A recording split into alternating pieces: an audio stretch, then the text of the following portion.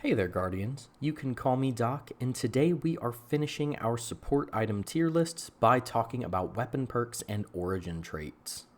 Like the previous tier list, we are going to be defining support as anything whose primary intended purpose is to provide any form of healing, overshield, damage increase, damage resistance, ability regen, increased stats, or damage vulnerability to an enemy. Again, like last time, crowd control will be considered support so long as it is used under our definition of primarily helping the team as a whole rather than just yourself. So leaning more into the light and kinetic crowd control rather than the darkness subclasses crowd control. To hopefully include everyone's favorite support perks, I will be continuing the honorable mentions category from the last video. This means that we'll be giving an honorable mention to anything that isn't inherently a support perk, but can be used as one with a simple loadout change. Okay, I think that covers our ground rules. Let's just go ahead and get right into this. So first we are going to be starting with our perks, and topping off our list, we have Disorienting Grenades. Now, I personally would like to give this an S tier, but I think I'm going to try to be unbiased and give it an A tier. I honestly love these things, man. They're so great. For those that may not know, they actually used to be called blinding grenades, and sometimes still are by people in the community. They essentially give the same effect as an arc blind without synergizing with the arc subclass, but even still, causing a group of enemies to stop shooting and using abilities is extremely strong. I think the only thing keeping this out of S tier is probably just that there are a lot of enemies in the game that understandably can't be disoriented. Well, maybe not a lot, but a lot of very important enemies that we would like to disorient cannot be disoriented. Either way though, I think Disorienting Grenades deserves the A tier spot.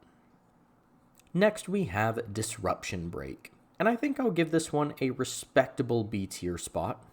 The way this perk is worded just doesn't really do it justice in my opinion. While it does require some setup, the kinetic damage vulnerability you apply to enemies is 50%, which is like massive. The key word there also is vulnerability, meaning this is kinetic damage from all sources, including your teammates. While kinetics aren't absolutely like super top tier right now, there are some fantastic kinetic weapons, looking at you Microcosm, that will deal a ton of extra damage thanks to this perk. While the damage vulnerability being limited to kinetic damage can be a bit, well, limiting, it is still a pretty darn good perk nonetheless. Next we have Flash Counter, and I think I'll put it in C tier. It's probably just a skill issue on my part, but I find that it can be a tad bit difficult to consistently pull this off correctly. While I know it has some great synergy with Repulsor Brace and the weaken is slightly more effective than a normal Void weaken, I don't think that the extra 5% is worth taking this over another source of weaken that's just easier to apply. Again though, I'm sure those who are just insanely good with Flash Counter can get a ton of value from it, and maybe they want to argue a B or even an A tier spot, but I think for the average Flash Counter user, C tier is fair. Next we have Heal Clip. Simple, straightforward, and strong, I'm going to give Heal Clip a respectable A tier spot. While it's not quite as effective as some of the other perks on this list, it is a very great slap it on and forget about it perk that can provide value in clutch saves on teammates without ever having to change anything about your playstyle. Because the heal is a cure, it actually synergizes really well with a lot of solar builds, so things like Ember of Benevolence and whatnot are procced by this, so really good with solar subclasses. And even if you're not running it on a team, this perk is still really solid in solo builds, so I really do think it deserves the A tier. Next we have Physic. I gotta give this the S tier spot. Even after its nerf, this perk is still absolutely fantastic. Being able to use a primary ammo weapon to give restoration to my teammates is already very strong. On top of that, it's extremely easy and quick to apply to my teammates, leading to a lot of clutch saves without ever having to use an ability. On top of that, it works extremely well on solar subclasses just like Heal Clip, making this probably one of the easiest ways to keep up Ember of Benevolence in the entire game. Next we have Shield Disorient, a perk that is all but forgotten by this point in Destiny's lifespan, and understandably so. This perk will be our one and only D tier spot, so right off the bat, it relies on the damage type matching the enemy's shield, which already reduces the number of enemies you can use it on. I mean, I was actually trying to get footage for this, and there were like 2 or 3 strikes in a row. I didn't have a single enemy that had a void shield. It was useless, you know? And I'm not saying that's going to be the case in every scenario, but just that you have a decent chance of loading into an activity that doesn't have the damage type shield that you need. Plus, it was just kind of a product of its time. Between Arc Blind and Disorienting Grenades, this just really doesn't have a place in today's sandbox. Maybe Bungie can revitalize this perk one day, but for now, I'm sorry, it has to go in the D tier. Next, we have Withering Gaze. So I think at this exact moment, I'm going to put Withering Gaze in the A tier. However, I am of the opinion that this will be an S tier perk in future episodes and expansions. As of right now, there are just so many ways to weaken from all sorts of different sources. That being said though, this is still a fantastic way of applying weaken. And it's arguably one of the easiest 100% weaken uptimes in the game. I think once there comes a time where the Void subclass isn't the flavor of the month and is not featured so heavily in the seasonal artifact, this will be one of the best support perks in the game. Next we have Wolfpack rounds. So for those wondering where Ergo Sum was on my support weapon tier list, this is what I was saving it for. Now, you may be wondering why there's no footage of Ergo Sum currently playing at this exact moment. That's because I never really grinded one out. I was always tractor cannon, right? I was always the tractor cannon guy. And I was thinking, I'll grind one out for this video, right? So after so many times of loading into the Pale Heart and getting guitared, 2 minutes into my grind, I decided, you know what?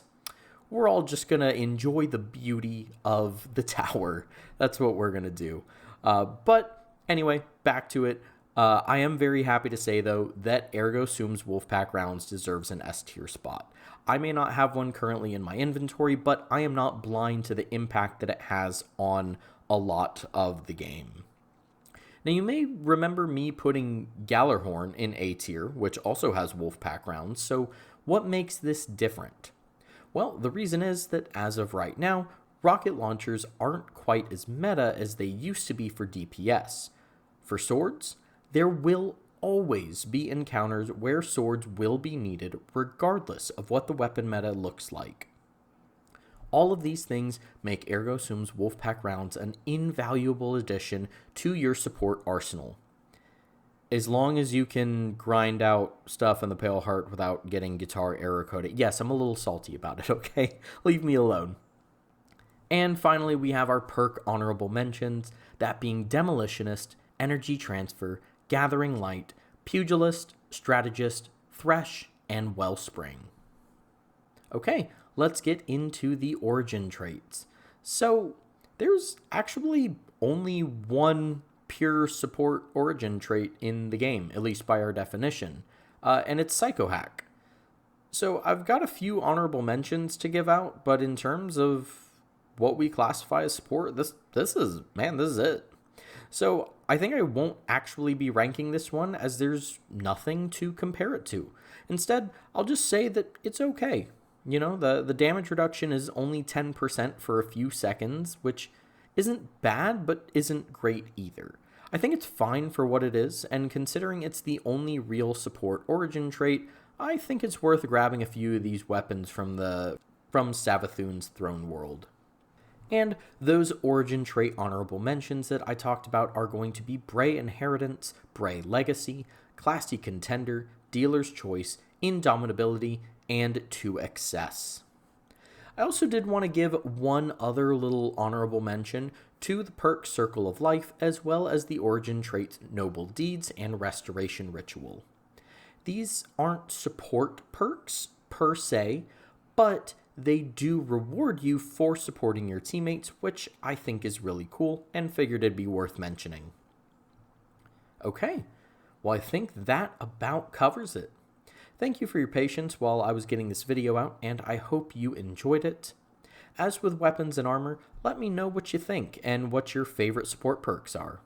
Speaking of weapons and armor, I will be doing one final video in this series where I go back and make any changes after you guys have had a chance to share your thoughts and opinions on the rankings. While I may not always like or respond to them, I promise that I have been reading all the comments, and I know there will be a couple changes, mainly Mothkeepers, that I will be making. So as always, make sure to subscribe and follow me on my socials if you don't want to miss those.